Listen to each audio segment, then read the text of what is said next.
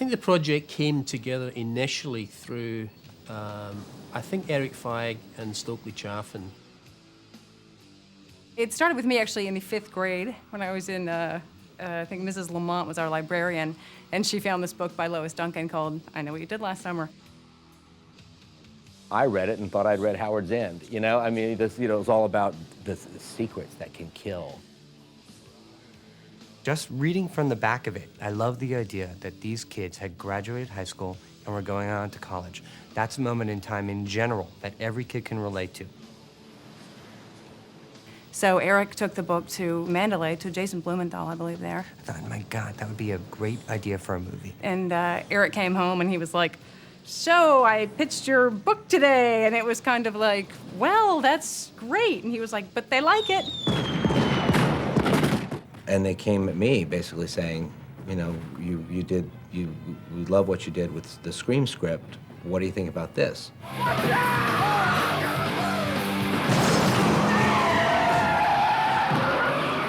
He brought out very strongly the kind of moral beginning, this twist of fate at the beginning that really sets the whole movie up and makes it stand apart from most other teen genre movies.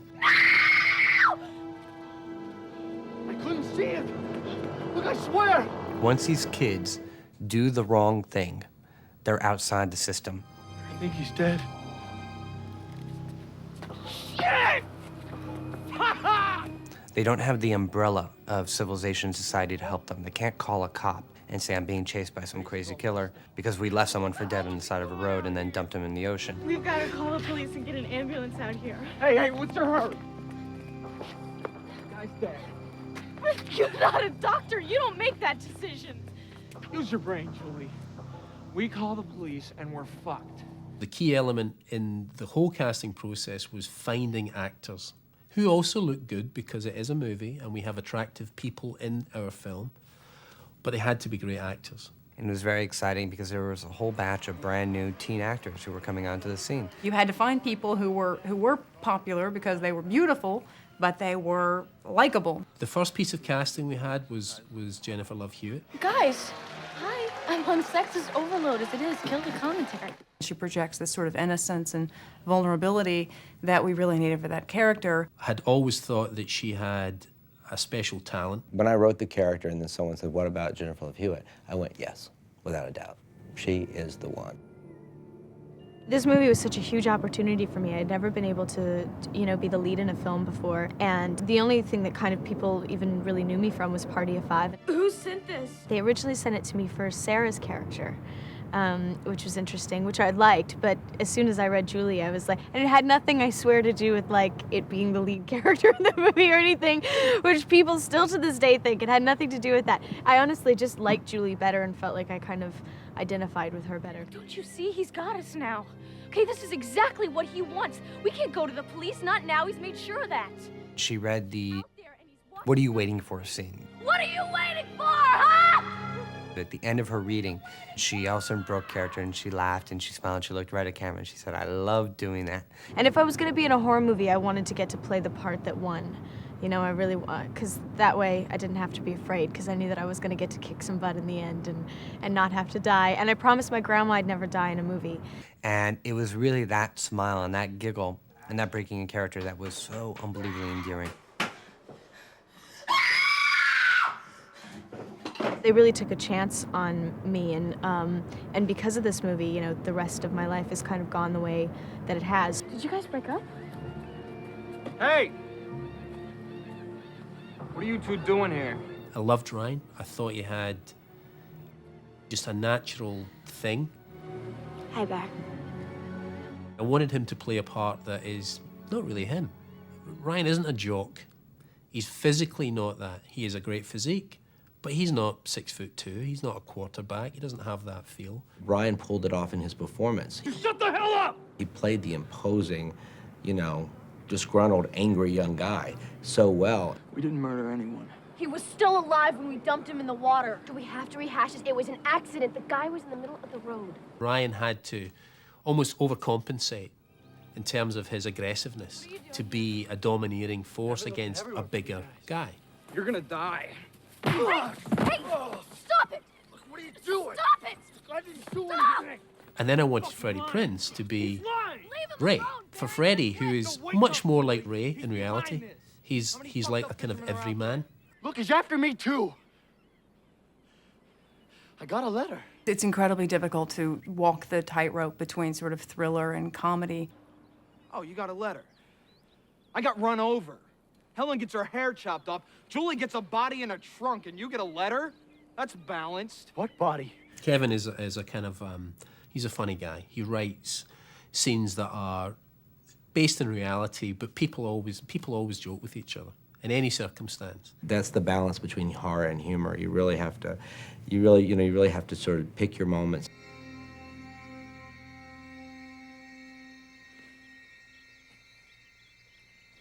It was down to the wire when we finally found Sarah Michelle Gellar, who, of course, was on Buffy, but Buffy was not very big at the time.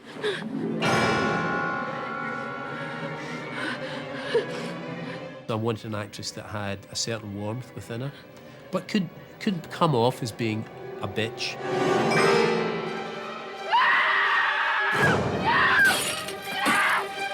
When I saw her on camera, I thought, but she's it. She's absolutely it. Breaking and entering to our crime spree? Can I help you? One of the important things about casting the Missy part was that whoever the actor was who played that, Hi. Our car stalled down the road and... it was such a pivotal role, and she had to make it interesting and quirky.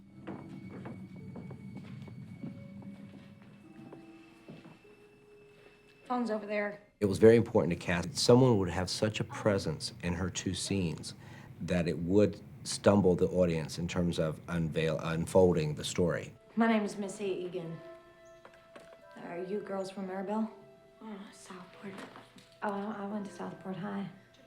Yeah, I knew you looked familiar. When we tested the film, she brought so much to that role that I had people believe that she was going to be the fisherman. And I was going, how could they possibly think that? Did you have a brother or something? I did, but he was... But people believed that there was a potential there because of all the undercurrent that she brought to it. He's dead. He died last July. She's one of these actors that has real screen presence. And I said, what do I do? And he said, well, you have to scare the pants off him. Hey! You forgot your cigarettes. I said, oh, fabulous, I'm there. Sure, 2 days of work, scaring some chicks. I love it. And as soon as you put a camera on her, she's just really interesting and brings the best out of actors round about her. Well, so you got this car started, didn't you? Yeah, I'm just thinking it started right up. Funny how that happens. I mean, kids in malls saw me after that and were like, oh my God, I love you. And that was that's a funny reaction to get from kids after you've been, scaring them in the theaters. And that's due to Kevin and his writing. But this was one of those screenplays where you started at the beginning and you just kept telling it. It was a really great read. And so I was hooked. And I thought, you know what, this is really cool. It's not a slasher horror movie. It's just a really good story. So the boy and girl are making out, right? When they hear over the radio that this... The opening scene was just beautiful, I thought, with the fire burning, the way that he put the boat in the scene. I think it's a beautiful setting and completely puts in context the spooky urban tale. I treated the entire story as a new urban legend. No. That's not the way it goes. Okay, the boy goes for help, and the girl stays in the car, and she hears this, like, scratching sound. It's not a scratching sound. It's a drip. Drip. What I thought was so fun in that opening scene is someone is telling the hook story. They immediately start fighting. No, that's not how it goes. It goes this way. No, it goes this way. No, it goes this way. No, he's been decapitated, and it's the blood from his severed neck that's dripping on the car, and it's going drip, drip, drip. No, he wasn't decapitated. He was gutted with a hook. For you to tell the scary story around the campfire, you have to tell them the right way. Everyone knows what's going to happen. But a different way. And so basically what I was doing is setting the framework to say, all right, audience, that's that legend. Now here's a new one. That's the original story. That's the way it really happened. Hey, Hey, none of it really happened. The joy of this film for me, as a filmmaker, was in taking elements that we've seen before and saying to the audience, here's something you've seen before, knowing that they're saying, I've seen this before, and still getting them to jump out the seat.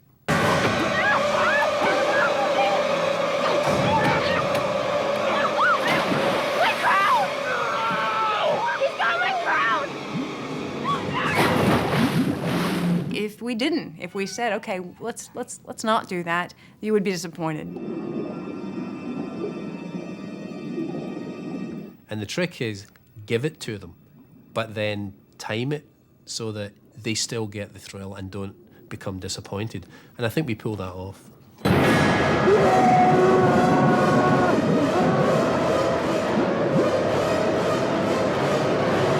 Who is the right kind of director for this project, and how do you find that right kind of guy? Mark. I was familiar with Jim. We had a relationship. Jim walks in the room and you're like, you want to like what he says because he's just the most handsome man in America. Or in Scotland too, I assume. The director, Jim. And then he opens his mouth and this, this sound comes out that you're just like, we have no idea what he said. When his name came up, before I know what he did last summer, I was just smiling. Through the course of the meeting, when you start to, begin to understand him, we realized he was saying all the right things. You might even start to go and arms like doing it. You check his pulse, What they wanted to do with the film was exactly what I wanted to do, which was not just to make a genre movie, but to have a moral undercurrent to the movie, which is, it's where it begins, it's what makes it interesting. It's crime and punishment, essentially. It was almost like, that should be like, this is obvious, but you're sober. Okay. Somehow he got small town America better than anybody that we'd talked to. He wowed them. They all wanted him, and I was just sitting back going, Dundee. I just knew it was going to happen. Probably, and I truly mean this, probably still to this day my favorite director I've ever worked with. Cut!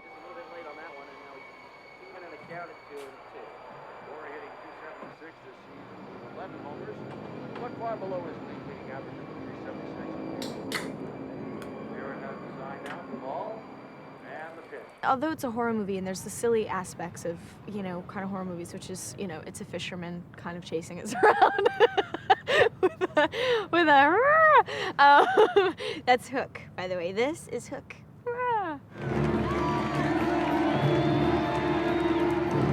Yes, it is a teen slasher movie. And it's fun, and it's exciting, and it's bubblegum and popcorn and all that. And at the same time, there are cool, meaty things that are going on beneath the surface.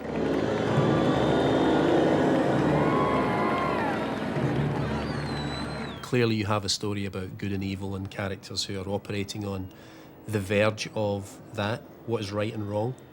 And so contrast becomes really important in the film. When we previewed the film, it became apparent that what would be a huge benefit to the film was if we saw him do something violent once, earlier in the film. And so Kevin and I put our heads together and rewrote a sequence that would be Johnny Galecki being killed by the fisherman, and we reshot that at the end of the movie.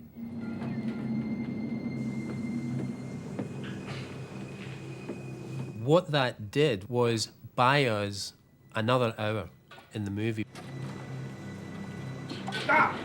You didn't quite believe this guy could really do anything bad, so we did add the kill of Johnny Galecki, where he's steaming the crabs, I think, and he's hooked right about here and dragged over the boiling pots. It was such a shock because the movie hadn't really shown any explicit violence, really, up until that point, that you suddenly thought this guy is seriously bad. He will do something evil. The one shot of the hook in his chin, it's just such a shocking image.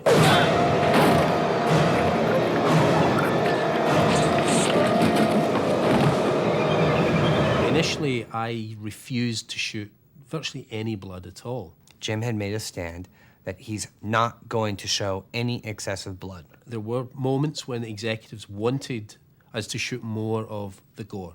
The special makeup said, for a horror movie, I've gone through the least amount of blood I've ever done in anything I've done before. When Bridget Wilson is killed in the movie, I had shot that scene without any blood whatsoever. And the scene worked fine, as far as I was concerned. Medically, it's impossible for there not to be blood if someone took a hook and sliced across someone's neck. So we compromised whereby I reshot the one shot from behind Bridget, from outside the door, where the fisherman slashes his hook across her throat and there's a spray of blood. I was quite happy to do that, and it made the scene more powerful.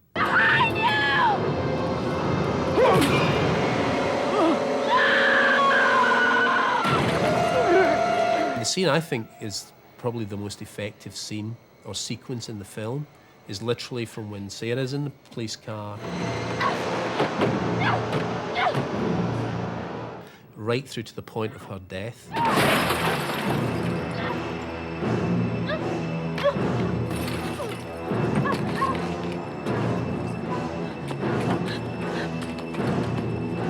I'm a big horror buff. I love horror movies of all kinds. So I love chasing. I think that thrills are great, and suspense and tension, but I want to see somebody chase somebody else. I don't care about the killing so much as the chasing. Jim, I think, used it very wisely. The scene where Sarah Michelle Gellar is chased in her prom dress at the end of the movie, and the whole sequence in the department store.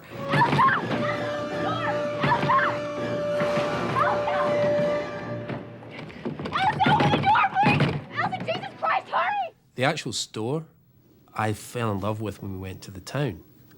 And he walked in there and went, aha. Let's construct the whole chase scene to be in this location. Poor Sarah was running her heart out. She was an amazing, amazing trooper through that whole scene.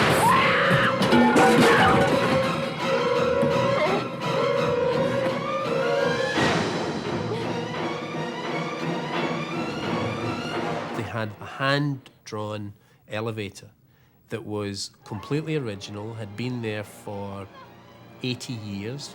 He came to me and said, we found this elevator. It's an old-timey one. It's a cranker, you know, and it's got a turn wheel, and he goes, it's just amazing.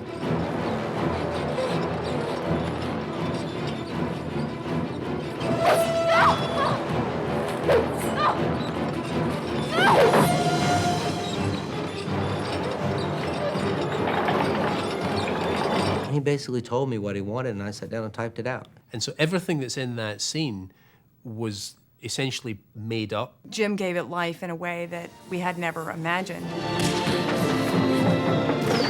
That alleyway we use about 4 times and redress so that she runs and turns a corner, and then everything is changed and redressed to be another section of the same space.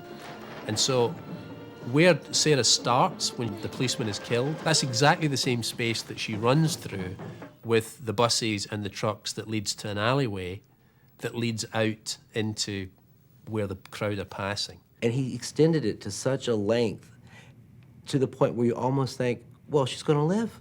She's going too far now. To kill her now would just be like, it's just, you can't do that to this poor girl. She's going through too much. And then you kill her.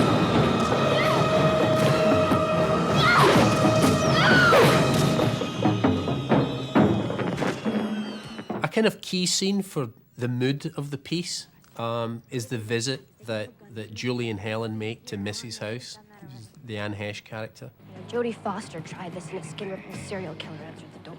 There wasn't a whole, like, searching through the script to find the nuance. It was, let's be creepy. You really have to credit Jim for seeing the big picture of it all, because I swear when those dailies came back, and it was like Anne she was wearing this sort of smocky apron thing. Missy, do you remember me from the other day? You know, the car trouble? What are you doing here? It's like a crazy, beautiful, but quirky, like deeply odd person who's like out there chopping up birds. You're like, what job is this? What is this woman doing? I need to find your brother's friend, Billy Blue. I need to talk to him. And I was thinking maybe you could look through this yearbook. What's this all about? Well, it's too crazy to explain, but it has to do with your brother and last July 4th. What about it? What happened to your brother wasn't an accident. There's more to it than that. I know. You know what? Well, he killed himself. The fish, the knives, the backyard. You know, I imagine that Jim is the guy who said, let's not do it in the house, let's do it out back. Ooh, what should she be doing? Maybe we had a conversation. What do you feel about fish? At some point, I thought Jim had gone off the rails, and I was just like, this scene's never gonna work. It's crazy. What's it doing in the movie? I had to keep this hidden from the insurance company because they wouldn't pay me the money, you know, if it was suicide. And it's now one of my favorite sequences. Yeah, that don't much matter anymore because money's been spent. That's it. This isn't a suicide note. This is a death threat. She's excellent in the role.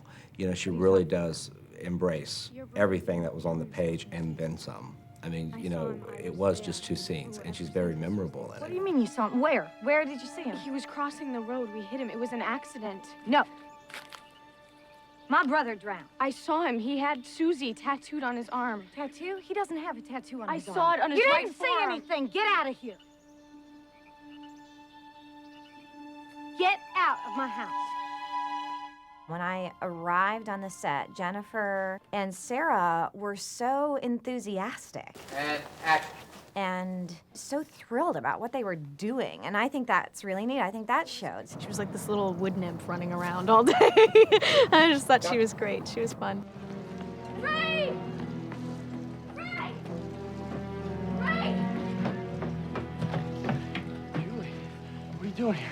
We didn't kill David Egan. It was someone else on the road that night. What are you talking about? I think it was Susie's father, Ben Willis. He's a fisherman. There's a scene where Love Hewitt runs to the boat to confront Ray, and she's on the dock and he's on the boat. Yeah, but what if he didn't die, Ray? What if he's still alive? It's a fairly short scene. It's a comparatively simple thing to shoot. Well, that's fine if you don't have a tide. And of course, none of us really thought about it, that you have a boat here, which is on the tide, and you have Love here, and so you start to shoot the scene, and she's down here and he's up there, and as the scene progresses, the tide goes, and by the end of the scene, he's like 8 feet different in height from where we began, and we couldn't complete the scene. We had to come back the following night when the tide was the same, and of course everyone's going, why didn't you complete the scene? I said, well, there's nothing we could do. Oh my God, it's you. What are you talking about? Billy Blue, you went to Missy's. You're the friend. You're the fisherman. I can explain. Julie, wait. Julie? Oh, shit. Ray!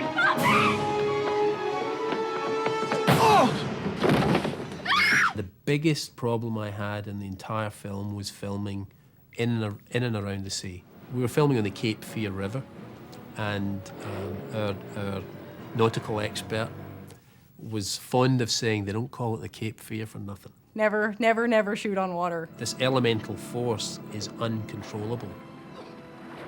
It was terrible. The whole boat sequence was awful. And if it decides to turn, the tide, whip up, whatever, nothing you can do. And it was Cape Fear, no less, which is called that for a reason. It's truly, I mean, it's a violent river or lake or whatever the hell it is. And the first night that we shot on the boat, we nearly lost the boat, just trying to tie it up to our dock. And we had to give up and go and film something else at the last minute. As much as I know about boats, I don't know as much as my dad. And so I remember going home, and my dad walked me around his boat. And so my dad took me out and said, well, here's how it happens. And he showed me how the winch worked, how the cables would snap, and how it could go so fast and so lightning quick, you would sever a limb. And of course, when we went to go film it, you know, Jim, in his brilliance, said, well, we're gonna make it as visual as possible. Happy 4th of July, Julie. Please, it was an accident. I know all about accidents. And let me give you some advice. When you leave a man for dead, make sure he's really dead.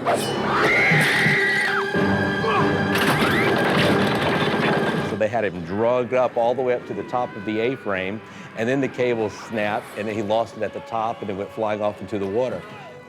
And of course, you know, the first call I got was from my dad. That's not the way it would happen, Kevin.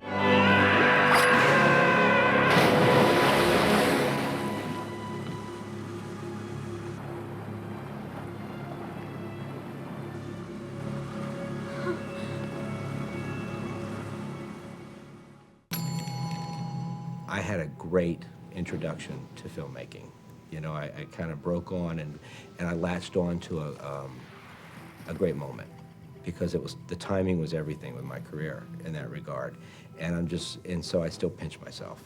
I do believe that we were all just really in the right place at the right time, and had some good instincts, and then the others were just sort of like found luck in some places. Everything that could go right in this movie did go right. I mean, and even in hindsight, the things that were difficult about it ended up being the best things about it. It really hit the mark, I think, for everybody. This was a genre picture. They were trying to target an audience. They wanted to do it with the best cast, the funnest cast, the freshest cast. It was my first kind of big thing, and I'll always remember it really fondly, and it was great, so I was really proud. I Know What You Did Last Summer will be around in people's memories because it wasn't just a teen slasher flick. It had something else there, and I think that's why it was a success.